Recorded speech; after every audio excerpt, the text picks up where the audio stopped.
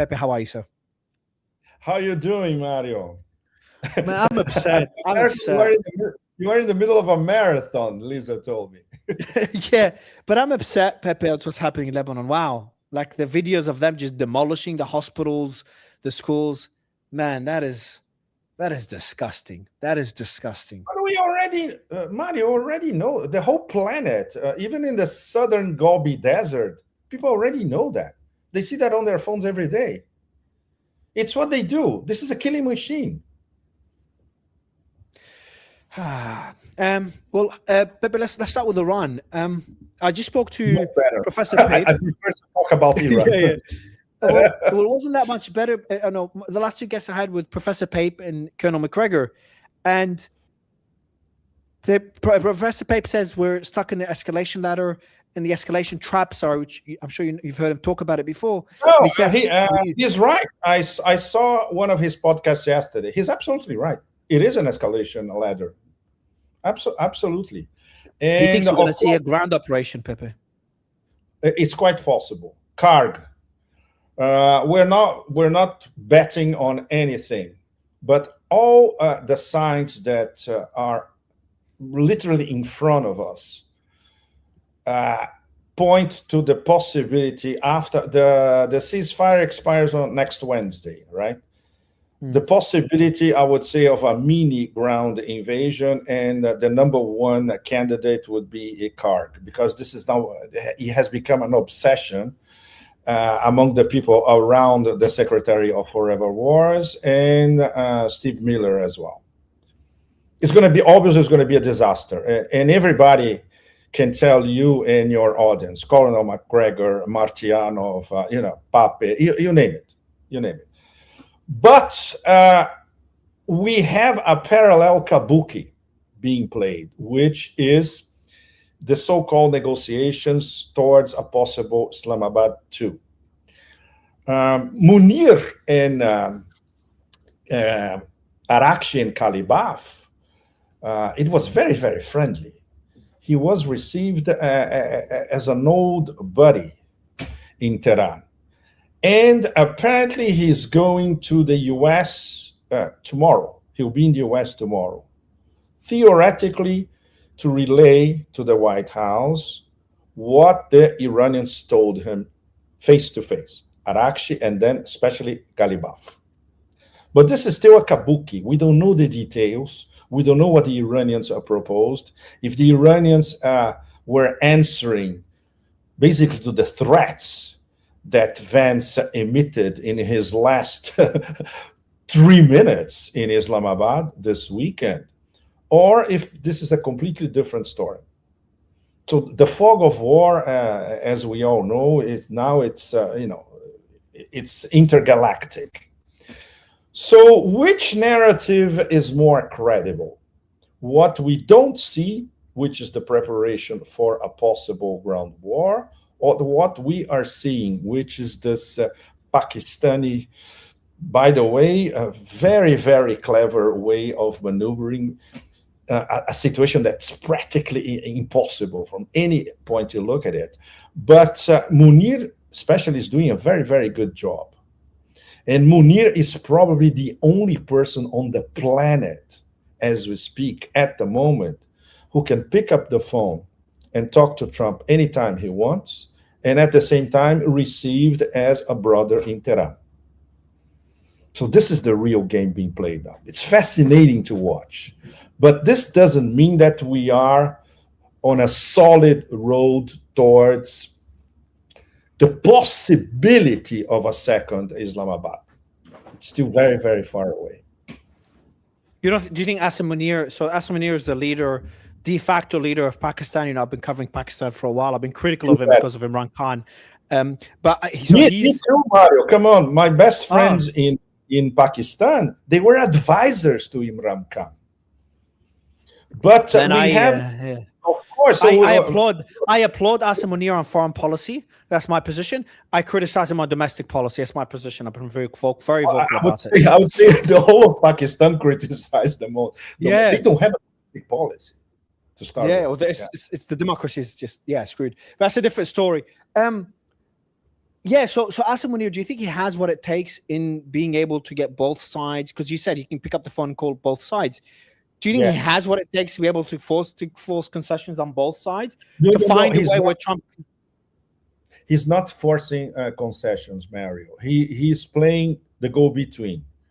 Let's say he is a glorified messenger at the moment, but that's it. He's just He cannot influence them much. definitely not. He's passing Oh, wow. information back and forth, but he is in an extremely privileged position because both sides trust him. There's nobody else who could play this role now, right? So the Pakistanis are very clever to position themselves to be, okay, now we are indispensable as go-betweens. But we don't know if we're going to have anything tangible out of this gigantic kabuki, in fact.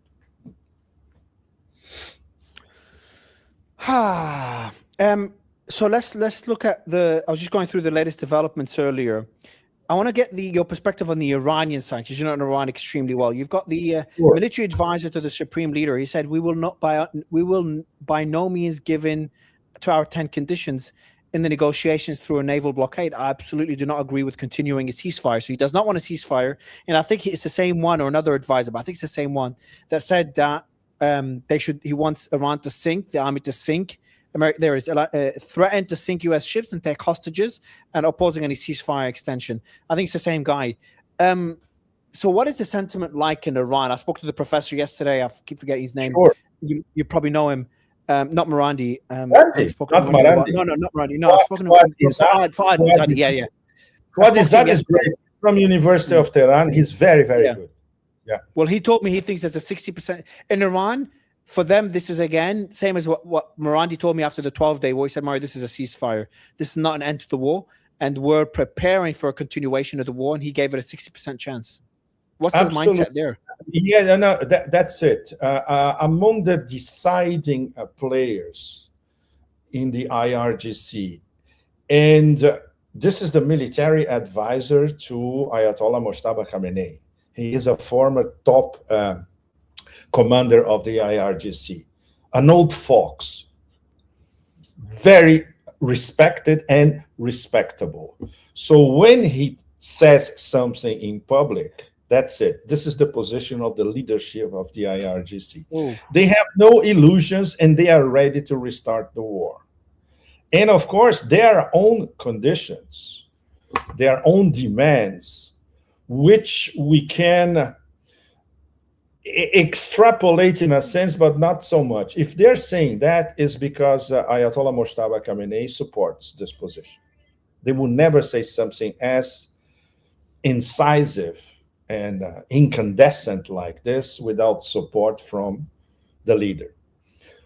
First of all, you have to respect the ceasefire and not break the ceasefire. If the ceasefire ends next Wednesday, anything can happen, but we are ready to go back to war, unless there is something out of the Pakistani engineered kabuki. So it's a series of ifs. Everything is conditional. At the same time, there are no illusions. And we already had a direct message in the past 24 hours. If the blockade of Hormuz, which is not the blockade of the Strait of Hormuz, the blockade of all Iranian ports, but very, very important, they are not blockading the port of Bandar-e-Jask. Bandar-e-Jask is outside of the Strait of Hormuz. It's about 100 miles east. It's in the Gulf of Oman. And they have all the necessary conditions to export from Bandar-e-Jask. Not 1 million barrels, which was the number being floated around. For the moment, around 300,000 a day, which is, in terms of Asian clients, it's already substantial. 30% of what they could export later on, but it's already a start. And this bypasses Hormuz completely. But what the IRGC is actually saying now in public is, if this blockade by, I am calling them Indo-Pac-Com, It's not CENTCOM anymore. But for all practical purposes, this is Indo-PAC-COM. So let's talk a little bit about Indo-PAC-COM. What are they doing? Are they completely blockading an area? If you look at the map from the southern coast of Iran in Sistan Baluchistan province all the way to the other side, is over 350 kilometers. It's a gigantic area. They cannot patrol all that. So a lot of tankers are finding a way to go from west to east and from east to west. And the trackers are on it. You know, tanker trackers is always saying, this guy passed the other way. So it's a blockade that is not blockading much, right, at the moment. But from the point of view of the IRGC and the IRGC Navy, they're already saying, if this blockade doesn't end, it's very simple. We're going to blockade the Strait of Hormuz, the Persian Gulf, the Gulf of Oman, and the Bab al-Mandeb. Don't forget, all of you, our audience, for the moment, the Houthis are in the VIP cabin just watching the match. Yeah, very good. Just waiting for the right moment. It's like you have Messi just waiting to get inside the game, you know. So Saudis will be watching them like this. And the Saudis are eating their nails there. Exactly. And also very important, Mario. Today we had, I wouldn't say a direct, but at least an indirect confirmation after there was a conversation between the foreign minister of Saudi and foreign minister Arakshi that Saudi Arabia is not entering the war against Iran side by side with the US. This is enormous.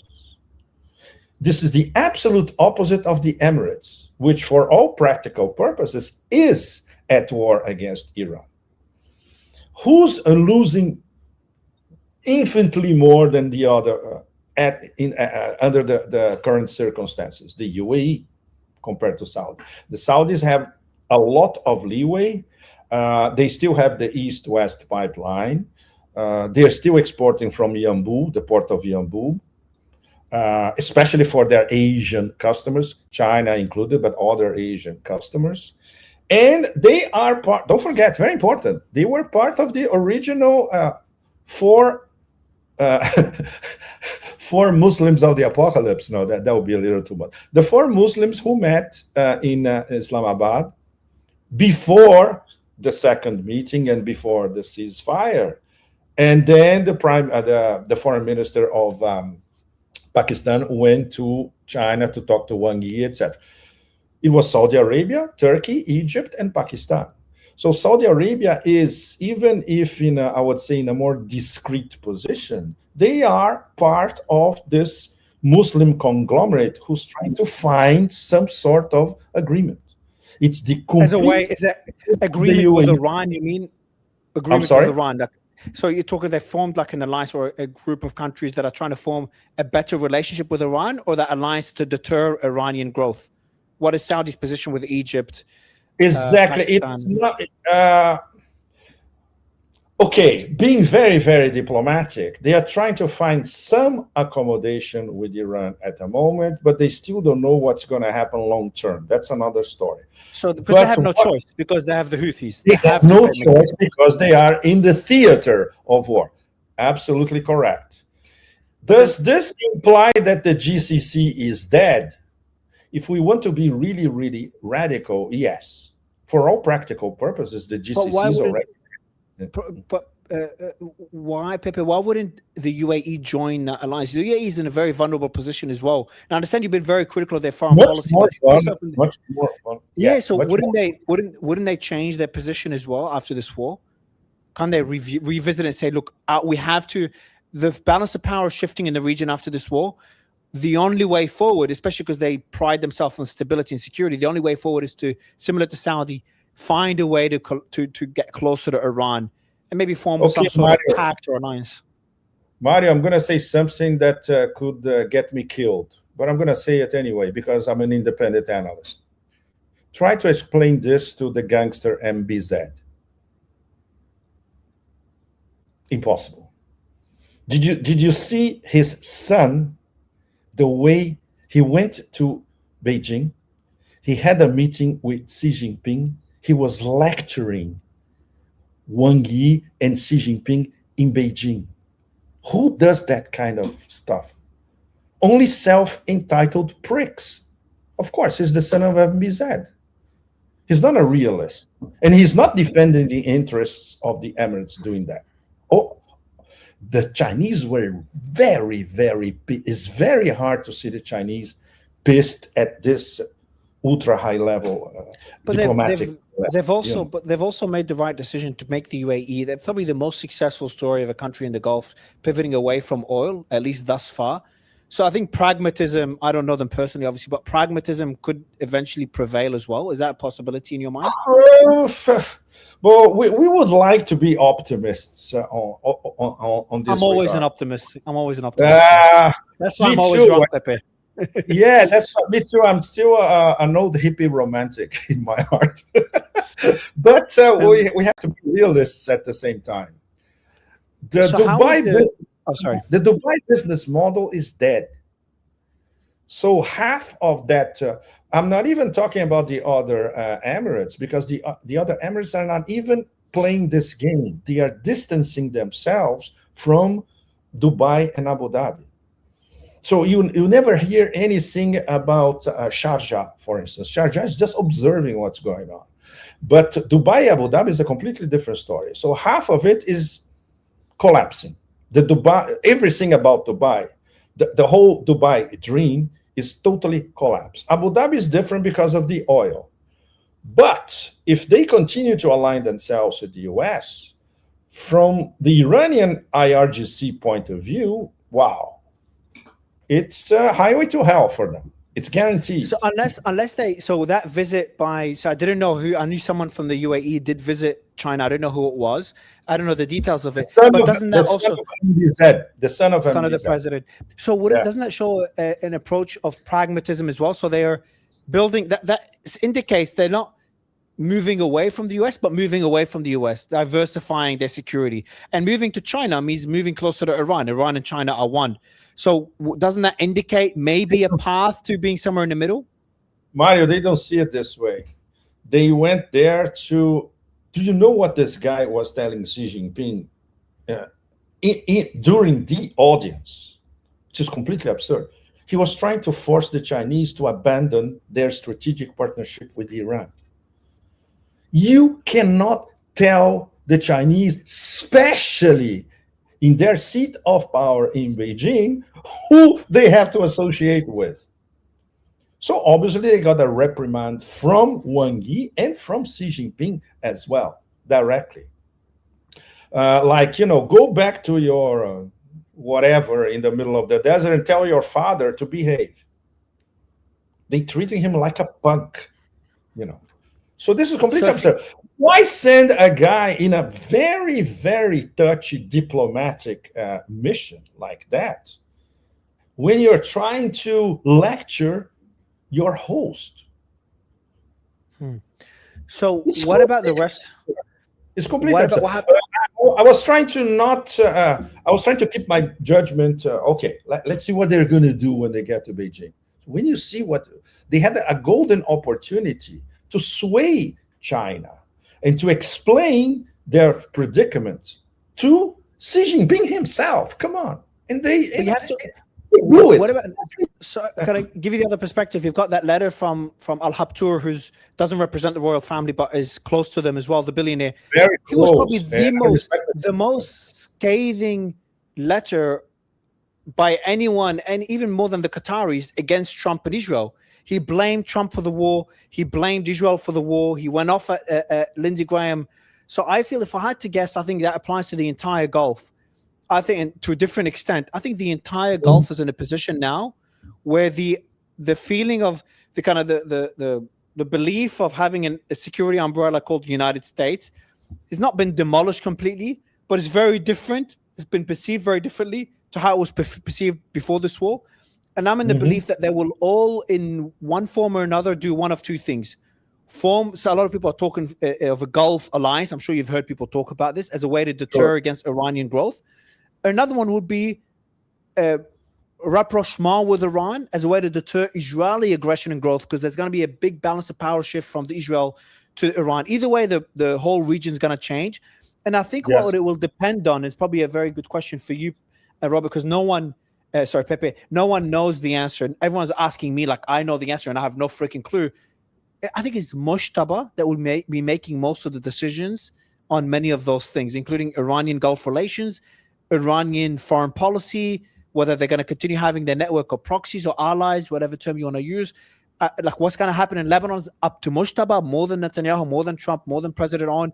So the big question is, Mujtaba, when he comes out of hiding, assuming he's in hiding, but I would assume so because of the strikes, when Mujtaba comes out of where he is and it's public again, even if he doesn't come out, what is his position on all this? So that could be maybe a good follow-up question. He's very well protected, and they know how sensitive the security situation is. Practically everybody in Tehran doesn't know where he is, but of course there are communications, and the communications are direct. The communications are face-to-face, nothing electronic whatsoever. It's mega analog, of course. He has to be at the moment. But as far as we know from our friends and sources, yes, all the ultra-sensitive decisions or the green lights come from him. In terms of the negotiation via the Pakistanis, for instance, Ghalibaf now is the face of Iranian negotiators for the whole planet. It's like, is he the guy in charge? To a certain extent. To a certain extent, he's much more in charge than the president, Pezeshkian. And he's loyal to Mujtaba, very loyal, correct? Exactly. But his loyalty is to Mujtaba, of course. And the background is essential because Mujtaba, until 45, 50 years ago, days ago, he was the #1 channel in detail between Ayatollah Khamenei and the leadership of the IRGC. So Mujtaba in the IRGC, it's like brothers, and they understand each other very, very well, and deep respect for him because he was in contact with them every day for at least the past 17 years, they told me in Tehran. He was the conduit #1 because Ayatollah Khamenei had many other things to do, but IRGC was Mujtaba. So the decisions come from him. In terms of what came out since yesterday about the American blockade, if you have his military advisor, the #1 military advisor to him personally, Mujtaba, saying, if this blockade continues, we can paralyze and blockade completely Strait of Hormuz, Persian Gulf, Sea of Oman, and Bab el-Mandeb. This is very, very, very. That's why I think. Yes. This is why I think Trump will not do anything anymore, because the deterrent that Iran has is terrifying for any president. The global economy is screwed. It's terrifying for the global economy. Exactly. Yeah. Exactly. And when you consider that the known role being played by Ansarallah, the Houthis so far, is a masterpiece in itself. They're just there quiet. I sent a message to one of my contacts in Sana. He said, we're just waiting. We're just waiting. Yeah, and they've already cleared the rubbles from a lot of their underground missile silos as well. Not sure if you've seen that. Iran, they've cleaned the rubble really quickly. They built bridges, rebuilt bridges very quickly. I saw 2 of them. We know there's a lot of reports that China's supplying HQ-9A defense systems and man pads to Iran as we speak. It's happening right now. Have you seen that? This is very, very tricky, Mario. Because we have to understand how Chinese diplomacy and Chinese military matters work. secrecy and very, very discreet always. It's unlike the Americans. They never announce publicly they are doing so and so. So what we had from the spokesperson of the Ministry of Foreign Affairs, no, we're not sending anything to China. But this is a pro forma. It's a pro forma diplomatic maneuver. We didn't hear directly from the Chinese Minister of Defense. For instance, in the past 2 days, we had a quote, and I was trying to find out if this quote was real or not by the Chinese Minister of Defense. It took us a while with our Chinese friends, and they said, look, no, this came out in a small Chinese channel. So there's no confirmation. And the Minister of Defense, they didn't say absolutely anything about it. Is that about the, which quote, sorry, is that the quote about supplying XYZ weapons to Iran? Or a different quote? It was, I'm sorry. No, there's another quote. There's another quote. I don't know if you have, there's one of the Israeli defense minister saying, Iran, something along the lines like, we're going to continue trading with Iran. We have a deal with them. And Iran controls the Strait of Hormuz, and they've given us permission to pass. So that was a quote which I found to be significant. I'm trying to find it, that China made, the defense ministry made. So I'm not sure if that's the one that is they're questioning. But essentially, they said that the part of it that really surprised me is when they said Iran controls the Strait of Hormuz. This was part of the quote.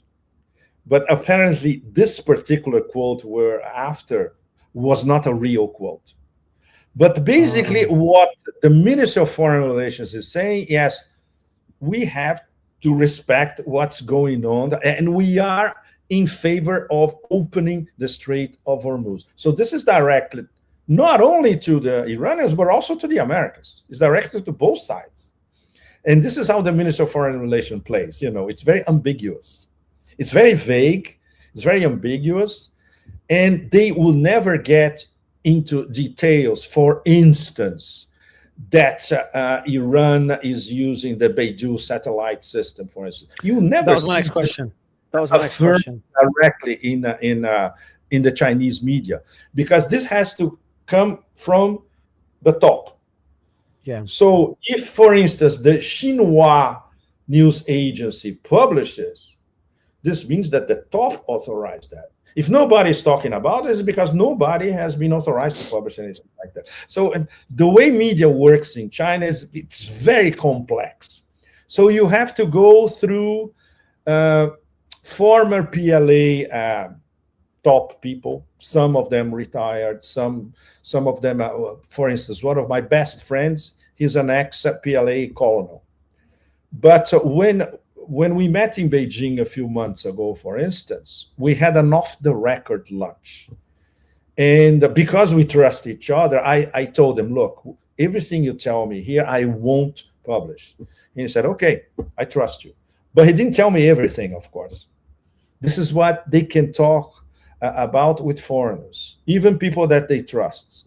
So for all of us foreigners, when we are in China, we had to navigate. It's very, very complex. But we find nuggets in the Chinese, in Weibo, you know, even in their TikTok sometimes, or in WeChat groups, especially. For instance, the guys from Guansha in Shanghai, just to give you an idea, if you add up all their channels plus their top editors, etc., they have more than 200 million followers. Yes. So among these guys, you have very well-informed military guys, so they can, you see a nugget here, a nugget there, but never, for instance, a complete admission that, look, we just transferred ultra cool radars to the Iranian military. No, you never see something like this. How big of a role do you think they'll play in what happens next in Iran? A lot, Mario. In terms of accurate targeting, tell me about it. There's no question. There's no question. It's a mix of Russia and what Russia and China gave to the Iranians. The accurate targeting has been, especially the last 10 days before the start of the ceasefire. Wow, now it's brutal. It's impeccable. So obviously, It has everything to the radars that they have, first-class radars that they have, to the ISR that they are receiving from Russia, from China, from one or the other, and of course their access to Beidou satellite system, where they can see everything that the Americans are doing in real time. No question. And they would like to see the war end. You stand by that? The Chinese. Yeah. Yes, of course. Yeah. Of course, because whatever, any way we look at it, they are being deprived of substantial source of oil. Let's say they were getting from Iran, I think 1.3 million barrels a day, something like that, between 1.3 1.5. Let's assume that they are getting for the moment 300,000 or 400,000. They still have to find a replacement for that from their other sources, and there are many. In terms of gas, pipeline from Myanmar. Also in terms of gas, their pipeline from Turkmenistan. Oil, they could get some more extra oil from Kazakhstan, or from the ESPO oil pipeline from Russia. And also in gas, they could get more gas in the Power of Siberia one from Russia. So they have a lot. They have a menu of and also that on top of it as well, even with the blockade, just so you know, there's a lot of sources that are saying Iran shipped out 9 million barrels of crude from the Gulf of Oman through I don't know which ports. 9 million barrels. 1 million, and these 9 million barrels, they were floating around. It's part of the shadow fleet. That's part of the floating storage. Yeah, the shadow fleet. We don't have definitive numbers, but it's guaranteed, it's over 120 tankers. And they are a little bit everywhere. Some are near the Persian Gulf. Some are near Malaysia, because Malaysia is a key transshipment point from ship to ship. And then on a Chinese ship, this oil goes to China. So they have zillions of, just like in the way they moved money around. No, okay. So I got confused. I thought those were. I thought these came out of the port on the Gulf of Oman that we were talking about. These are the floating tankers that have in the Arabian Sea and the Indian Ocean, or this case, the Arabian Sea. Tankers, exactly, in the Sea of Oman, in the Arabian Sea, but some of them near Malaysia, near the Strait of Malacca, for that matter. Interesting. Before we go back to it's an extremely complex network, Mario. It's dizzying. Just to follow their main move, you lose your sleep every day. Yeah. So they did. The advisor to Mujtaba also said, the advisor that we're talking about, the IRGC advisor that he said he works directly on the sure. So I think he was also the one that said that, or another advisor that said that Iran could export oil through the Caspian Sea through Russia as well. Is that true? Do they have tankers in that sea as well that can export through Russia? And do they have other land routes through Pakistan and other regions? They don't have the infrastructure, Mario. I was there. I was at Bandar Anzali port last year when we were shooting our documentary on about the North-South Transportation Corridor. I visited Bandar Anzali port. When I arrived there, I told the guys, look, where's the port? They say, it's here. And I said, you must be joking. The infrastructure is 1970s. I saw a few, I saw in front of us, we took a boat and we were navigating around the port. I saw a few mini cargoes from Astrakhan in Russia. There is a direct link, a maritime link across the Caspian from Astrakhan in Russia to Bandar Anzali in the. So they don't have the infrastructure and enough ships to load oil in the Caspian, the Iranian Caspian, and take it to somewhere else, and then Russia will distribute over them. They can do that, unfortunately. So is there any pipelines through? This corridor has to. There's still a lot of investment in this corridor, and the Russians are investing in the corridor in Iran as well. Please, Is go there ahead. any pipelines they could use? So I'm just trying to see what alternatives they had to the Strait of Hormuz beyond the port in the Gulf of Oman that you referenced earlier. Beyond that, Turkmenistan, okay, which you referenced Yes. briefly earlier. So not Yeah, I Pakistan, did. not Afghanistan, not Azerbaijan. It's Turkmenistan is their No, option. because this is very important. They do swaps. Because, so, for instance, it's very funny. Near the Iran-Turkmenistan border, it's easier for them to get Turkmen gas than gas from Iran. So they do swaps already. So you have the Iranian grid linking with this mega gas pipeline, Turkmenistan, Uzbekistan, Kazakhstan, Xinjiang in China. So they can export. They can export. I don't know about the spare capacity of this pipeline, so which is that's a pipeline.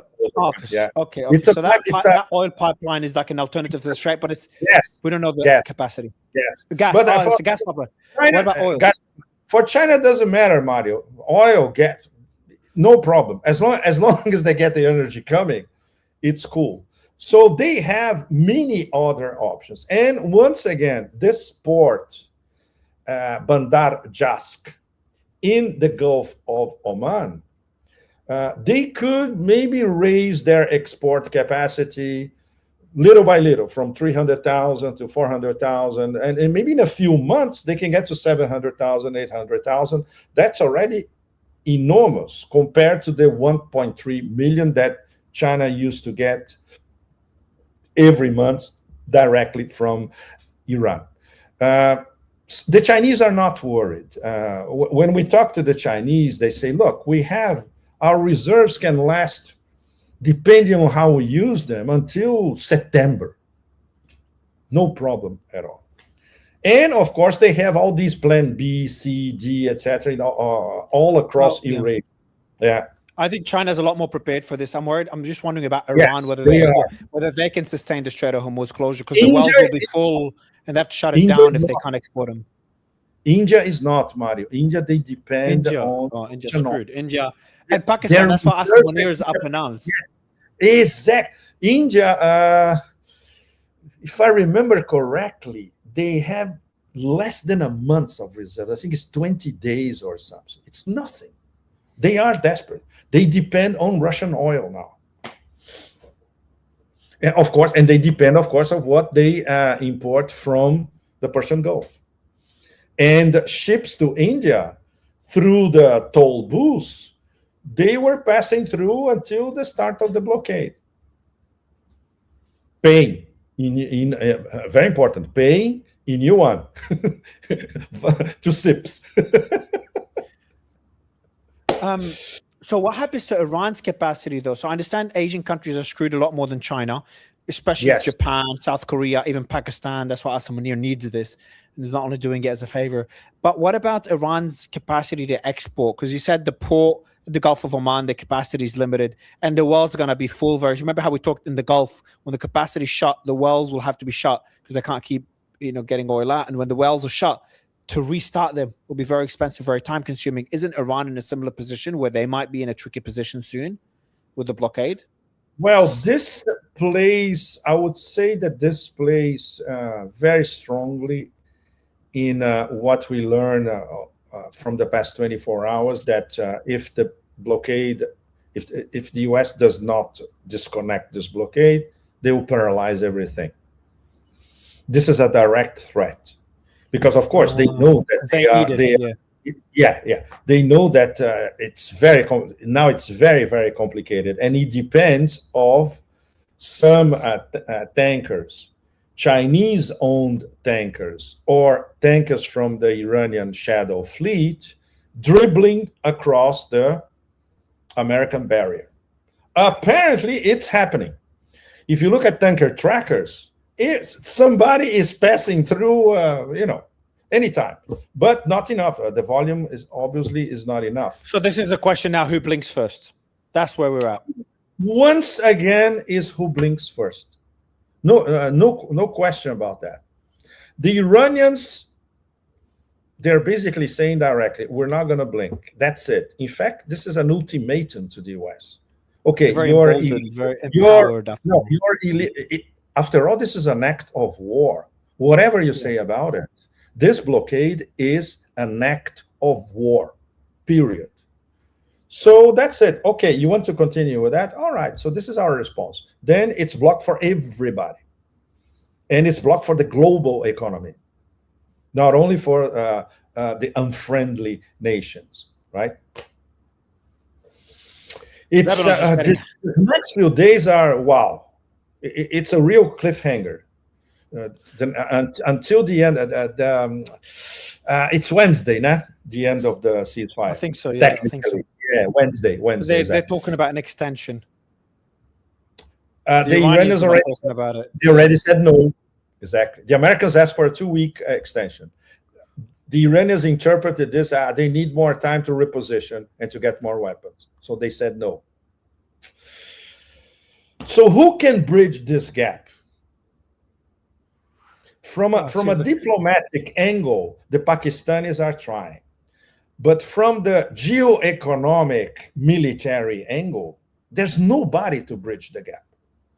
Literally. What is what is the gap? Okay, let me throw a volleyball here. The Chinese, which is not the way they conduct their foreign policy, they could intervene directly and basically tell the Americans, this is what you're doing is an illegal, in terms of international law, it's an act of war against Iran and against us. Because we know that the number one target is Chinese tankers and Iranian tankers who are bringing energy to us in China.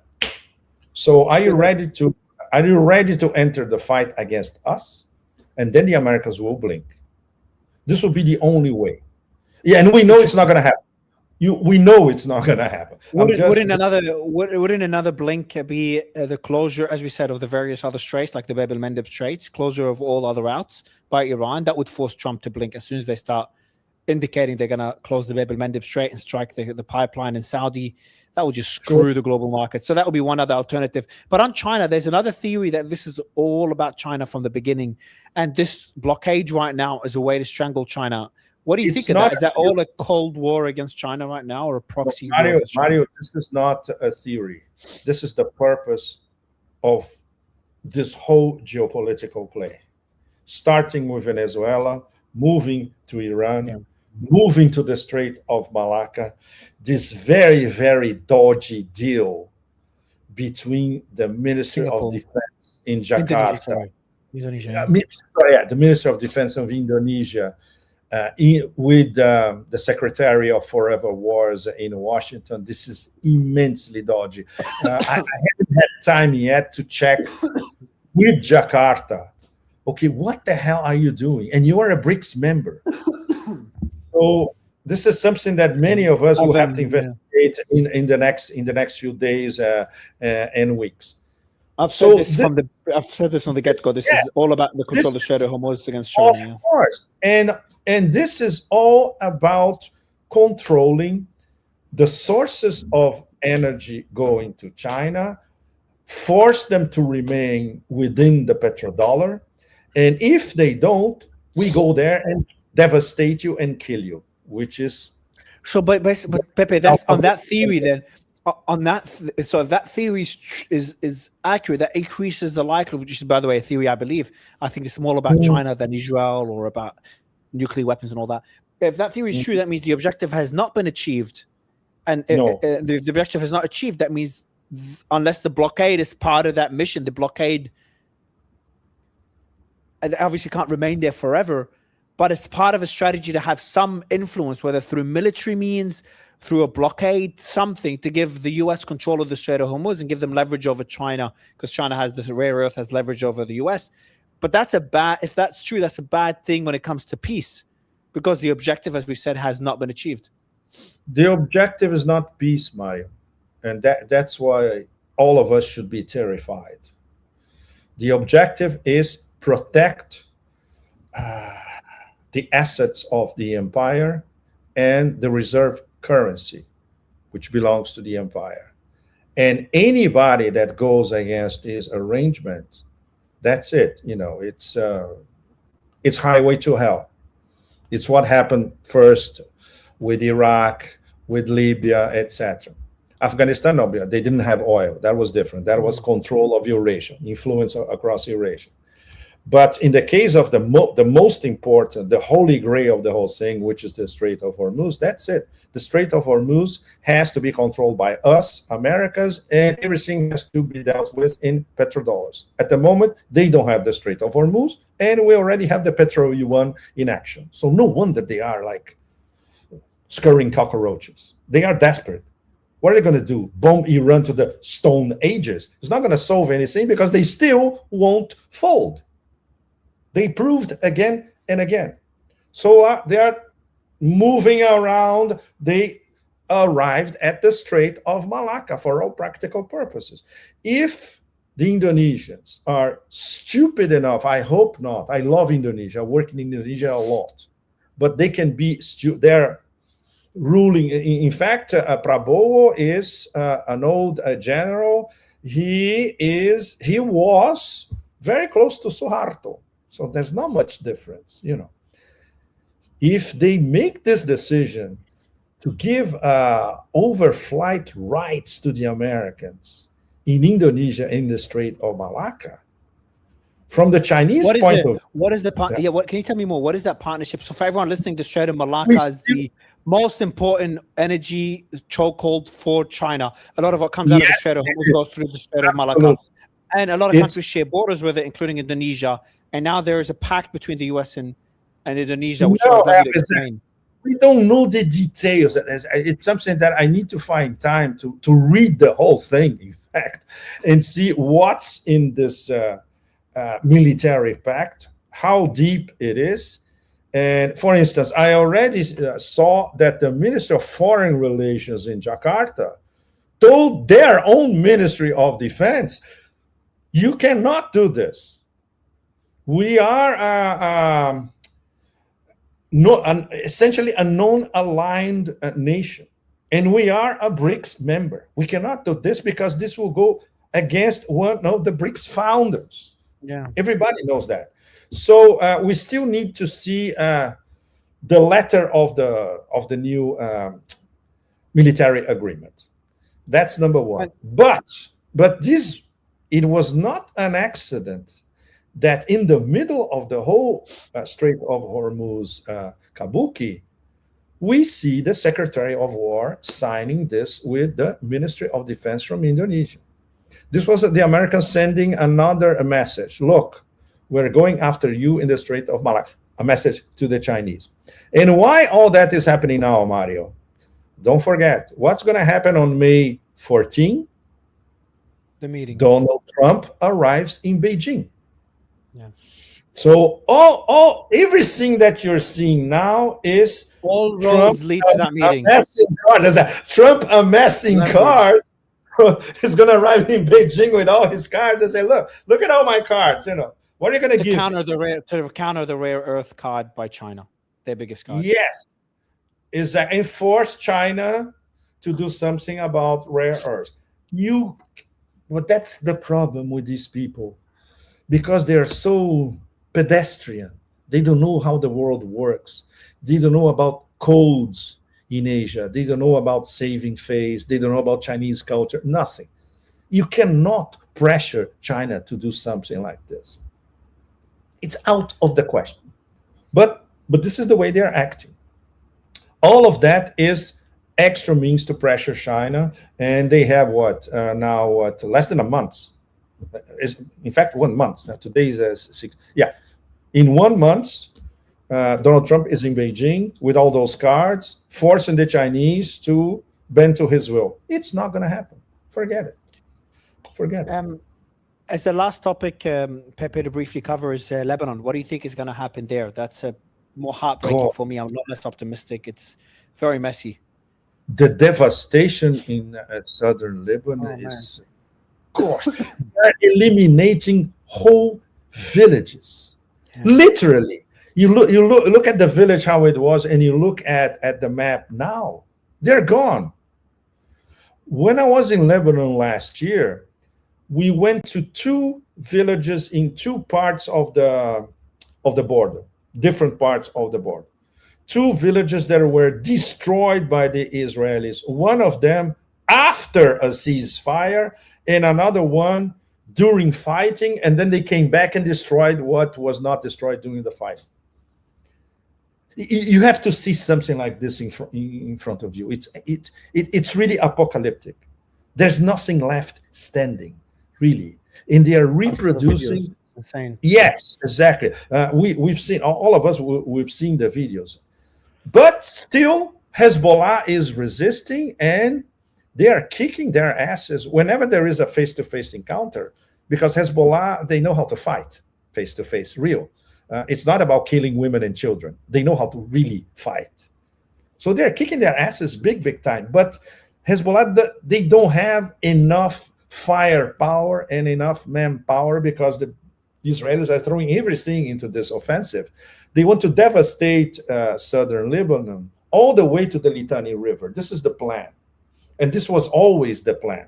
And now they think that they can do it, get away with it, even with this fake ceasefire, which is not going to be respected. Everybody knows that. And the ceasefire was not with Hezbollah. The ceasefire was with the traitor posing as president of Lebanon. We don't like him. These people are totally despised. Why? In Beirut and in Lebanon.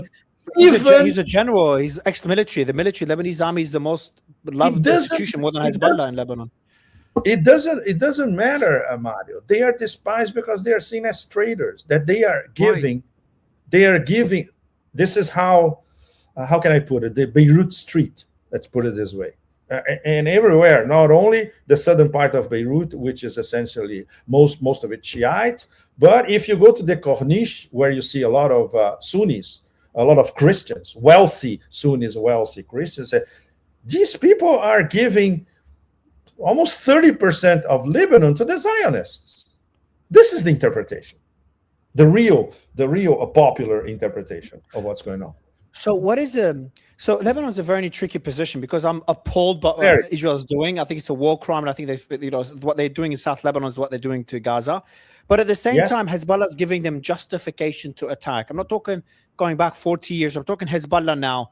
Drag Lebanon. I said this to the professor from Iran 2 days ago. That's what we disagreed. We agreed on a few things. We disagreed on this. I said, Professor, Iran did the smart thing in their best interest, and that's drag Hezbollah into this war.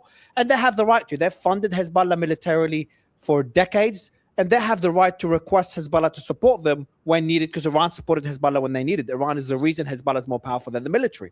And I said to him, Professor, on Hezbollah, do you at least take the blame that Iran sacrificed Lebanese interests for their own interests to drag Lebanon into the war? Now they're doing the right thing by standing their ground, surprisingly, so far. Standing their ground and forcing a ceasefire in Lebanon, and hopefully they'll force Israel to pull out as part of the ceasefire. We'll see.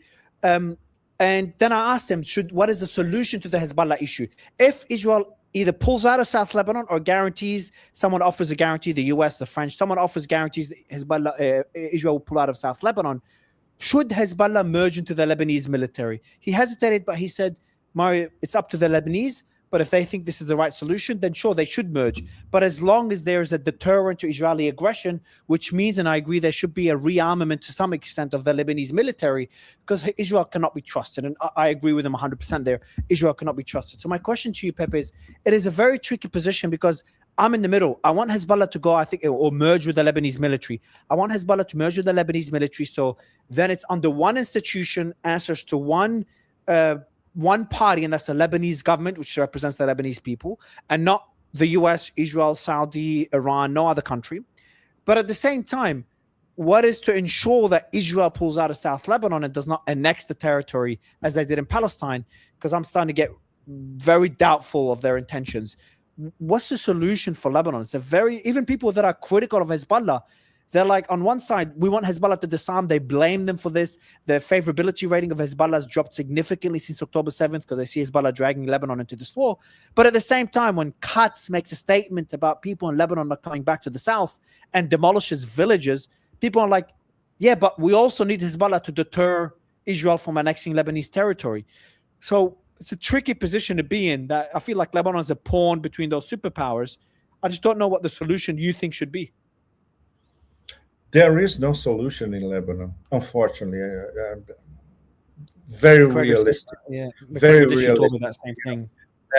And there is only one resistance force, which has a military wing and it has a social wing, which is very, very powerful. It's crammed with intellectuals, very well prepared people. Hezbollah members of parliament are. I talked to them some of them last year. They are extremely well prepared. They have their think tanks. So it's two sides: social action and military resistance action against Lebanon being totally fragmented or most of it gobbled up by Israel. There's nothing else. The Lebanese army will never do that. The Lebanese army, they cannot control a UN post anywhere. It's pathetic. It's not a real army. And he has people who don't have the fighting experience of Hezbollah and rebuilding themselves over and over again since 1982. So there's no solution. You have a resistance force which is fighting for the people of Lebanon, not only for the Shiites in Lebanon. They're fighting for the Sunnis, for the Maronite Christians, for everybody, for the whole mosaic of Lebanese life. And they know that the Zionist plan, there's only one plan. There was always only one plan: fragment, harass, destroy, and gobble up Lebanon. So it's once again, it's a Zionist regime on one side and a resistance on the other side. It's very straightforward. Why do you think Hezbollah, with young people all over the world, people respect and understand what Hezbollah does? They see Hezbollah like they saw because the unfavorability rating because the unfavorability rating against Israel is at record lows. A record highs, the unfavorability. The favorability is at record lows. People around the world are so critical of Israel. They see any movement, even violent ones. Hamas is a lot more violent than Hezbollah, but even more violent ones, a lot more favorably than they would have before. If Hezbollah was fighting a country like any other country, people would not perceive it the same as Israel because of what Israel's doing. Because what Israel is doing, you need no words for it, Mario. The images tell the whole story. The horrifying images tell the whole story. And even across Europe, people refuse to see for decades. Now they're waking up, thanks mostly to the younger generations in Europe. They are teaching the older generation or the baby boomers in Europe. Yeah, I just worry that Hezbollah is also, because you make a very good point, but I worry Hezbollah is offering justification for Israel to do what it's doing. And if you go down the path of Jordan or Egypt, it'll be very different. No, it's not. It's not the case. They are very, very serious people, Mario. It took me years to understand them, to read about them, to go there, to talk to them, to visit their think tanks. They toured Dahieh with me, showing all the places that were bombed and then rebuilt. They took me to the villages bordering occupied Palestine. They showed me how they were destroyed. So after a while, when you see the facts in front of you, there's no controversy. You can't have their loyalties split between two countries. To what level is up to whoever, and obviously ideologically. They don't. No, they are Lebanese. They are Lebanese, but they're also funded by Iran. It's a completely different story. For instance, over the years, when you saw the interaction, this is the key interaction: Sheikh Nasrallah, Soleimani, and Ayatollah Khamenei. They were always meeting each other and interacting with each other.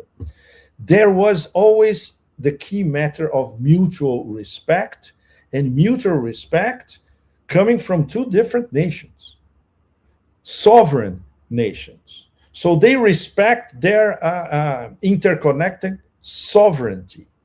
For instance, the genius of Soleimani as a military strategist, when he was organizing how the axis of resistance works, is that he understood the particularities of each nation. Syria, but when you Iraq, have the Iranian ambassador, the Lebanese government asked Hezbollah to disarm. They did not. The Lebanese government asked the Iranian ambassador to leave. Lebanon is dead. But if they did, but as a country, but which country in the world has two militaries and one of them funded by a foreign country? I can't find one example where it works. The other examples are like Congo and other countries which are failed states. That is my concern, is that I see the resistance aspect and the deterrent. And I'm, for the first time today, after I saw what happened in South Lebanon, I'm very critical of Hezbollah. I don't, very, very critical. I think they should disarm or merge into the Lebanese military. That's my position. But today I said the statement. I said, you know what? After what I saw Israel do, I'm like, they shouldn't disarm unless Israel actually pulls out or there's guarantees they'll pull out. Then they can disarm. Otherwise, there's no deterrent for Israel annexing South Lebanon. But I also said, I blame Hezbollah for where we are, because you can't have a country do well when the government that was elected. Lebanon has elections, not perfect, but the international bodies say they're not. They're genuine elections, even though they're not perfect. So Lebanon has elections, and Hezbollah has representations in the parliament. You can't have the Lebanese government telling a militia to disarm, and they're like, no, we're not. Telling the Iranian ambassador to leave, and then the Hezbollah militia threatens the Lebanese government and supports the Iranian ambassador to stay in the country when the government asks him to leave. Or when you've got IRGC commanders with Hezbollah members in the barracks, strikes on Hezbollah targets included IRGC commanders when Nasrallah was killed as IRGC commanders. So I feel like my position is Iran has the right to dictate to Hezbollah, my position, because they've funded them. That's their right. And Iran is Iran first. They're doing the right thing. Hezbollah has to listen to Iran because they fund them. But Nasrallah was really good at balancing it, my opinion. Nasrallah was really good at balancing Iran and Lebanon. And by the way, I'm not saying they don't care about Lebanon. They're Lebanese. They 100% care about Lebanon. But I think the structure itself, the incentives are misaligned, where they have to be aligned by not dismantling as an organization, but merging with the Lebanese military. That means Hezbollah personnel still are part of the military. And historically that's worked. There's been instances where it happened. Latin America, you know more than I think that's the only solution, as long as there's a guarantee that Israel will pull out. Because there will never be a guarantee, Mario. Look, I get your point perfectly. My suggestion is go to Beirut, spend 2 weeks, and go to southern Lebanon. You will understand everything. You have to go there and see for yourself. Number one. Number two, the Lebanese army doesn't exist. It's a joke. That's true. It's a paper army. The army that defends Lebanon is Israel. Oops, I'm totally crazy. The army that defends Lebanon is Hezbollah. Someone will clip that now, Pepe. That will go viral. Someone will clip you now. If you put this online, it's going to be viral. There's no question. Okay, most important point. Israel will never give up Plan A, and there was never a Plan B. Once again, Lebanon has to be incorporated into Eretz Israel, period. That's it. So any Lebanese, Sunni, Maronite Christian, Shiite, whatever, Europeanized, Westernized, when they look at that, they said, no, this is our country, and we have to defend it any way we can. And their best way of defending themselves is via Hezbollah. After that, then we can get into all the minutiae and all the details, ideological, military, Shiites, Sunnis, majority, how the system in Lebanon was on purpose divided into these three ethnic groups and faiths, so it will always be a mess, and it is a mess. And at the same time, it's a very vibrant society. Beirut is one of the most captivating big cities on the planet. You see multipolarity in Beirut in every corner. It's one of the greatest cities in humanity. But it's not enough. It's not enough. Don't forget that on the other side, we have a death cult. And the death cult wants to spread death all over Lebanon, which is exactly what they're doing in southern Lebanon now. Pepe, thank you so much for coming on the show, man. Really, really appreciate it. I enjoyed the back and forth, especially the insight into China's role in all this. That was the most fascinating. But I'll have you Take again care soon. of Thank you so much, sir. All right. Cheers. Thank you. Bye-bye. Yeah, Cheers. Pepe.